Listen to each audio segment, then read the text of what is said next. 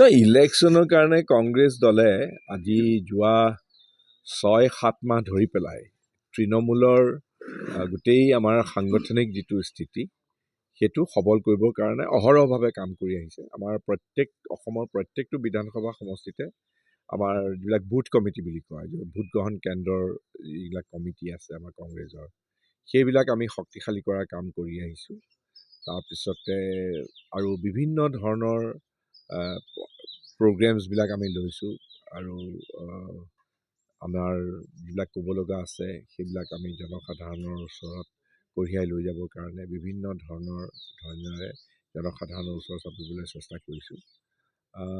আৰু আমি ভাবোঁ যে আমাৰ সাংগঠনিক যিটো তৎপৰতা এইটো এতিয়া তুংগত উঠিছে আৰু আমি নিৰ্বাচনৰ বাবে আমি কংগ্ৰেছ দলৰ সমস্ত পৰিয়াল সম্পূৰ্ণভাৱে সাজু হৈ উঠিছোঁ।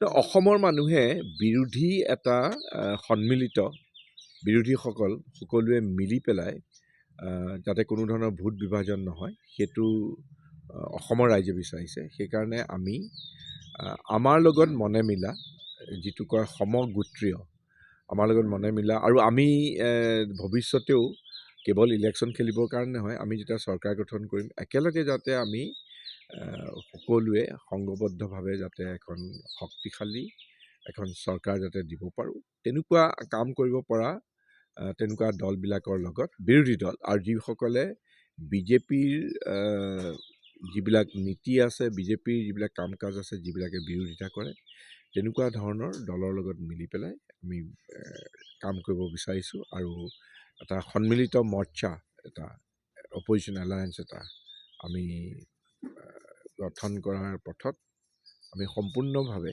সাজু হৈ উঠিছোঁ। মাৰ্ঘেৰিটা সমষ্টিত আমাৰ এটা প্ৰক্ৰিয়া আছে।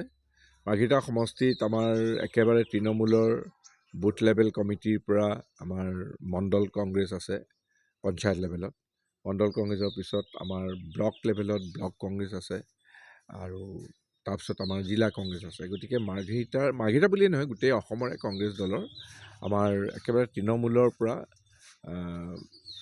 আমাৰ কংগ্ৰেছ দলৰ যিকোনো কৰ্মীয়ে কংগ্ৰেছৰ টিকেট বিচাৰিব পৰা সুবিধা আছে। আৰু মাৰ্ঘেৰিটাটো কংগ্ৰেছৰ এটা সদায়েই ঐতিহাসিকভাৱে এটা শক্তিশালী দুৰ্গ। এই মাৰ্ঘেৰিটাৰ পৰাই তৰুণ গগৈ ডাঙৰীয়া বিধায়ক হৈছিলে, ময়ো 4বাৰকৈ মাৰ্ঘেৰিটাৰ পৰা বিধায়ক হৈছিলোঁ।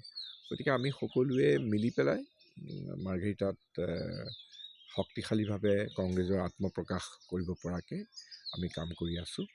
আৰু মাৰ্ঘেৰিটাতো কেইবাজনো প্ৰাৰ্থিত্বৰ দাবীদাৰ ওলাইছে। তেওঁলোকৰ সকলো কথা বিবেচনা কৰি চালি জাৰি চাই কংগ্ৰেছ দলৰ শীৰ্ষ নেতৃত্বই এটা সিদ্ধান্ত ল'ব। Any Times 24/7. Your news, your voice.